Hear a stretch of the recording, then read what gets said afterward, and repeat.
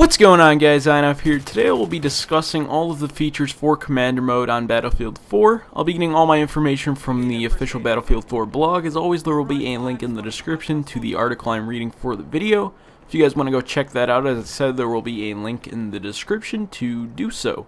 So firstly, if you aren't familiar with Commander Mode, it is basically overseeing the whole map and helping out your team as much as possible. Now you can do this from a second screen, such as an iPad, mobile phone, or a secondary monitor.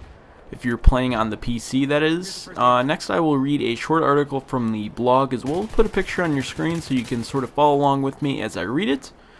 Right now, I will read the Commander Mode in Effect section, and it says there are basically two ecosystems / loops running in parallel when you play as the Commander: the Squad loop and the Main Commander assets loop. On top of these, you'll always have a basic palette of assets available to support your ground troops. This basic palette includes UAVs for scanning and EMPs, aka counter UAVs, for jamming, as well as the cruise missile warning system, which designates an area where the enemy missile will strike, allowing your friendly troops to move out of harm's way before it's actually too late and they all die. In addition to this, you will also be able to designate high-value targets useful for pointing out especially dangerous enemies on the battlefield.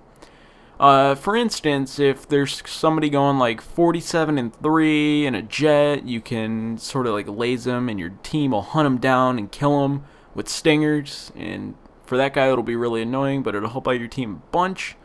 And one negative side to this is if you're that guy, you're pretty much screwed because the whole team's coming after you. Reading on, an enemy on a kill streak of 6 or more will appear on the commander's screen as a selectable unit. This player's location can be relayed to the entire team for a period of time, 45 seconds at the moment. The commander can add this aspect to a game where most players will shift focus for a while and hunt or protect this HVT player. As both teams are alerted about this commander quote-unquote promotion, when it happens, the attackers will receive additional bonuses when taking out said target, while the target will receive bonuses when performing kills while being the high-value target.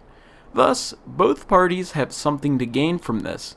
GTA's classic Wanted Stars system is what we used as an inspiration for this. We think the highly skilled players will accept this challenge as the ultimate proof of becoming a lethal threat on the battlefield.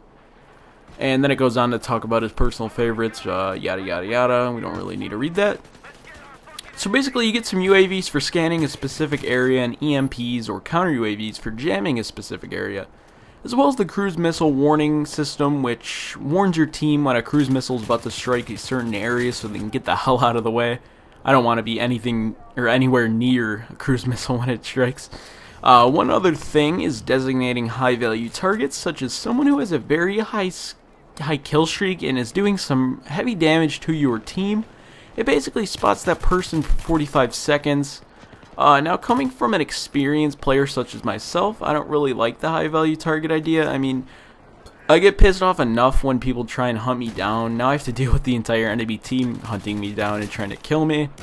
So later in the article, it goes on to talk about the main assets loop, and it says these assets can be obtained by your team by owning the objectives and are gone once the objectives are lost or destroyed. The more aggressive and impact-heavy assets are located here.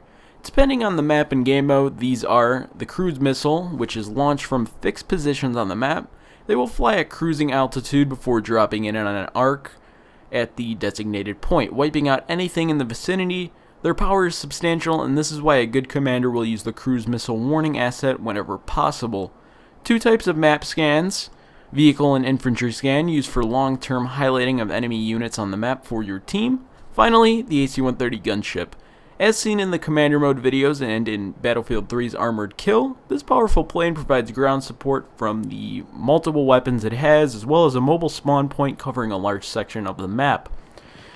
Now, I wasn't a huge fan of the AC-130 from Battlefield 3. DICE didn't really know how to balance it to keep players on the ground satisfied, and as well as the AC-130 gunner themselves satisfied. I mean, I hope it gets balanced well enough to actually do some pretty heavy damage in Battlefield 4, though, because it seems like it's going to be promising, in my opinion, and cruise missiles sound like they're going to do some heavy damage as well in Battlefield 4.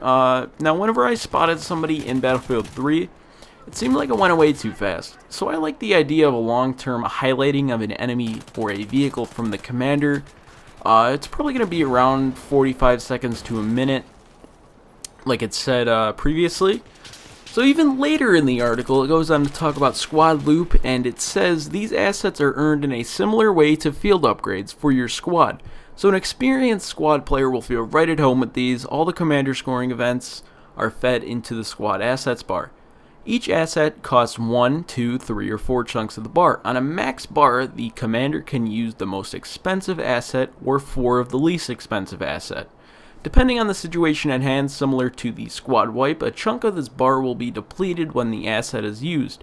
Again, having a similarity to the squad field upgrade bar was important for us when designing this.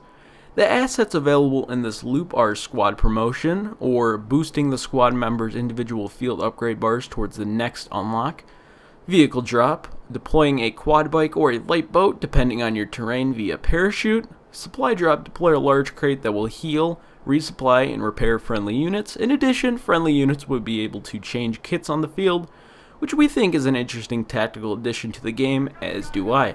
Now, I really love what DICE decided to do with this. Basically, the commander can choose an asset appropriate for a certain situation, such as squad promotion, vehicle drop, rapid deploy, and supply drop.